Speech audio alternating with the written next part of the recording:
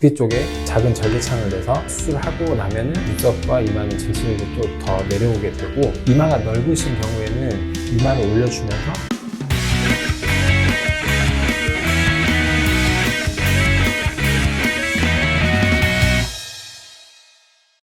네, 안녕하세요. 우아인 성형TV 박철우 원장입니다. 오늘은 내시경 이마 거상술에 대해서 환자분들이 많이 궁금해하시고 많이 물어보시는 것들 위주로 답변을 해드리도록 하겠습니다.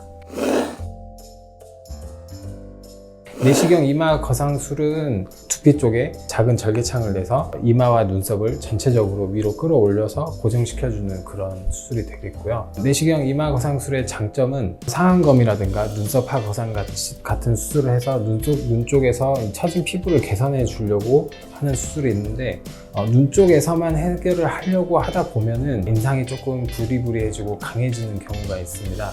왜 그러냐면은 이제 수술 전에는 이게 피부가 처져 있기 때문에 이마에 힘을 줘서 이마로 피부를 들고 있다가 수술하고 나면은 눈썹과 이마는 전체적으로 또 더 내려오게 되고, 그리고 그쪽에서 피부를 더 잘라내기 때문에 눈썹하고 눈 사이 거리가 좁아지게 됩니다. 그러면서 조금 인상이 강해지고 부리부리해질 수가 있는데, 내시경 이마 거상술을 하면 이런 처진 피부도 개선이 될 뿐더러 이 콧잔등 주름이나 눈가 주름까지 동시에 해결을 해줄 수가 있습니다. 하지만 아까처럼 눈 쪽에서만 해결을 하려고 하다 보면은 인상이 조금 변할 수가 있고, 오히려 콧잔등 주름 같은 것은 피부가 더 내려오기 때문에 더 심해지는 경우가 있게 되겠습니다. 그래서 전체적으로 이마와 눈썹을 올려주게 되면은 조금 더 자연스럽고 부드러운 인상으로 개선을 시켜줄 수가 있게 되겠습니다.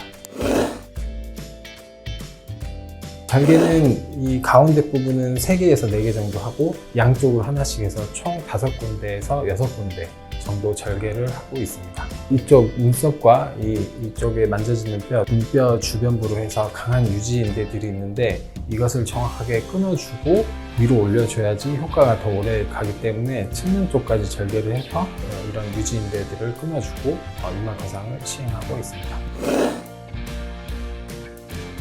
좀 무섭게 들리실 수 있겠지만, 두개골에 V자로 구멍을 내주고 그쪽에 실을 걸어서 전체적으로 골막과 조직들을 전체적으로 묶어서 위쪽에 고정시켜주는 방법을 사용하고 있고요. 엔도타인을 사용하는 경우도 있는데, 저 같은 경우는 엔도타인 같은 경우는 이 피부가 얇기 때문에 어느 정도 녹을 때까지 만져지고 이물감이 있다고 하시는 분들이 있어서 저는 엔도타인은 사용하지 않고 실로 고정을 하고 있습니다.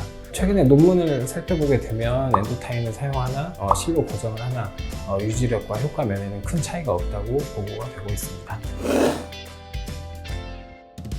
안검하수를 간단하게 나누면은 진짜 안검하수, 진성과 가성 안검하수가 있는데, 진성 안검하수 같은 경우는 진짜로 눈 뜨는 근육 힘이 약한 경우입니다.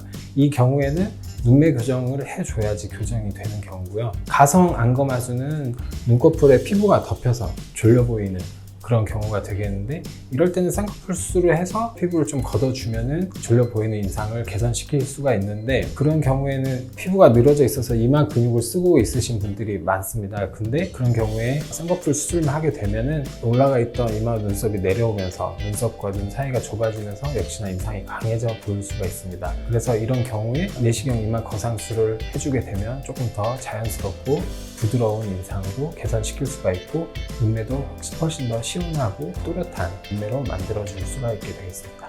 그래서 최근에는 젊은 층에서도 내시경 이마 거상을 문의하시는 분들이 많이 늘고 있는 추세입니다. 쌍꺼풀 수술을 했다고 하더라도 시간이 지나면서 노화가 진행이 되면서 눈꺼풀 피부는 점점 처지고 쌍꺼풀은 점점 작아지게 됩니다. 그런 경우에 이마 거상을 하게 되면 이 늘어져 있던 피부가 위로 올라가기 때문에 쌍꺼풀은 다시 커진다고 보시면 되겠고요. 속쌍꺼풀이나 작은 쌍꺼풀이 있으셨던 분들도 이마 거상을 하게 되면 쌍꺼풀이 조금 더 커지고 시원해 보이는 그런 효과를 보실 수 있게 되겠습니다. 수술을 하게 되면 이쪽에서 양쪽에서 올라오는 이마와 두피 쪽에 감각을 담당하고 있는 신경이 있는데요.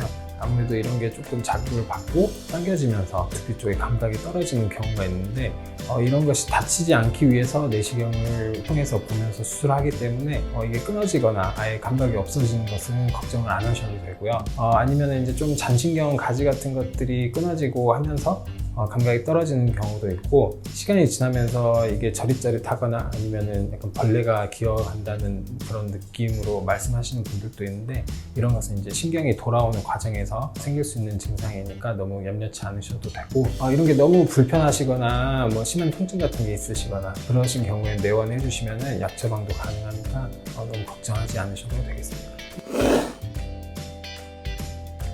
이마가 좁으신 경우에는 이게 이마 거상을 하면 이 헤어라인 자체가 위로 올라가기 때문에 조금 더 이마가 넓어지는 그런 효과를 보실 수 있게 되겠고요. 이마가 넓으신 경우에는 이마를 올려주면서 헤어라인을 아래쪽으로 낮춰주는 이마 축소술도 병행을 할 수가 있습니다. 하지만 이제 이마 거상 같은 경우는 내시경을 사용하기 때문에 그 두피 안쪽에, 헤어라인 안쪽에서 작은 절개창을 내지만, 이마 축소술을 병행해야 되는 경우에는 헤어라인에 따라서 길게 절개하는 방법을 사용하고 있습니다.